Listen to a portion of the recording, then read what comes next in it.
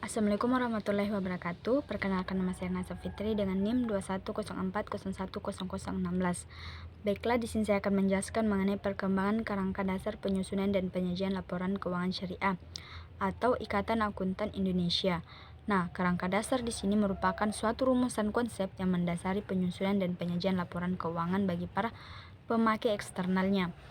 Nah, adanya perbedaan antara karakteristik bisnis yang berlandaskan pada syariah dengan karakteristik bisnis konvensional menyebabkan Ikatan Akuntan Indonesia mengeluarkan kerangka dasar penyusunan dan penyajian laporan keuangan bank syariah pada tahun 2002. Yang dimana selanjutnya itu disempurnakan pada tahun 2007 yang menjadikan kerangka dasar penyusunan dan penyajian laporan keuangan syariah. Nah, yang dimana penyempurnaan ini dilakukan untuk memperluas cakupannya sehingga tidak hanya untuk transaksi syariah pada bank syariah saja, melainkan juga pada jenis institusi bisnis lain, baik itu yang berupa entitas syariah maupun entitas konvensional yang bertransaksi dengan skema syariah. Nah, selanjutnya itu ada tujuan dan peranan kerangka dasar penyusunan dan penyajian laporan keuangan syariah.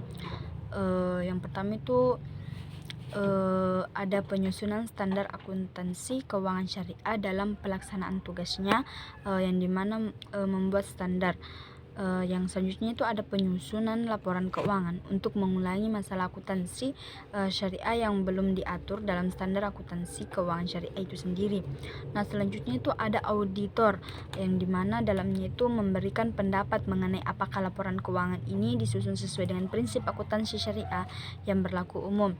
Nah, selanjutnya itu ada para pemakai laporan keuangan dalam menafsirkan informasi yang disajikan dalam laporan keuangan yang disusun sesuai dengan standar akuntansi keuangan syariah. Nah, selanjutnya itu ada aspek yang berkaitan dengan transaksi syariah dan pemakaian laporan keuangan syariah. Dan antaranya itu ada paradigma transaksi syariah, ada asas-asas transaksi syariah, ada karakteristik transaksi syariah, dan ada juga pemakaian laporan keuangan syariah.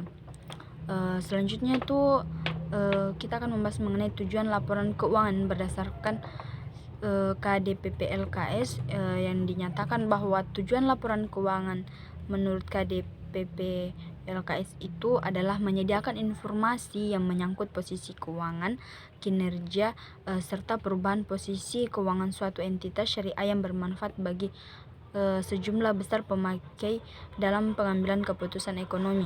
Nah, selain itu juga tujuan lain dari ini itu adalah yang pertama itu meningkatkan kepatuhan terhadap prinsip syariah dalam semua transaksi dan kegiatan usaha.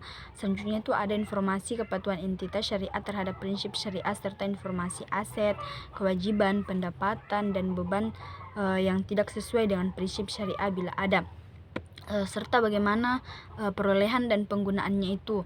Yang selanjutnya itu ada informasi untuk membantu mengevaluasi pemenuhan tanggung jawab entitas syariah terhadap amanah dalam mengamankan dana, menginvestasikannya pada tingkat keuntungan yang layak. Dan ada juga informasi mengenai tingkat keuntungan investasi yang diperoleh penanaman modal dan pemilik dana syariah temporer, serta informasi mengenai pemenuhan kewajiban fungsi sosial entitas syariah termasuk pengelolaan dan penyaluran zakat, infak, sedekah, dan wakaf.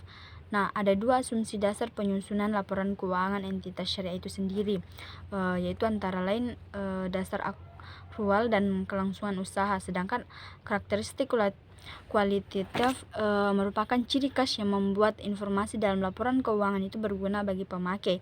Terdapat 4 karakteristiknya itu, antara lain ada kualitatif pokok, yaitu dapat dipahami, relevan, andalan, dan dapat diperbandingkan sesuai dengan karakteristiknya. Laporan keuangan entitas syariah itu antara lain meliputi komponen-komponen laporan keuangan yang mencerminkan kegiatan komersial. Komponen ini meliputi laporan posisi keuangan, laporan laba rugi, laporan arus kas, dan laporan perubahan ekuitas. Nah, ada juga itu komponen laporan keuangan yang mencerminkan kegiatan sosial. Komponen ini itu meliputi laporan sumber dan penggunaan dana zakat, serta laporan sumber dan penggunaan dana kebijakan. Nah, selanjutnya juga itu ada komponen laporan keuangan lainnya yang mencerminkan kegiatan dan tanggung jawab khusus entitas syariah itu sendiri. Mungkin itu saja yang bisa saya paparkan. Kurang dan lebihnya mohon dimaafkan. Wabillahi taufiq wal hidayah. Wassalamualaikum warahmatullahi wabarakatuh.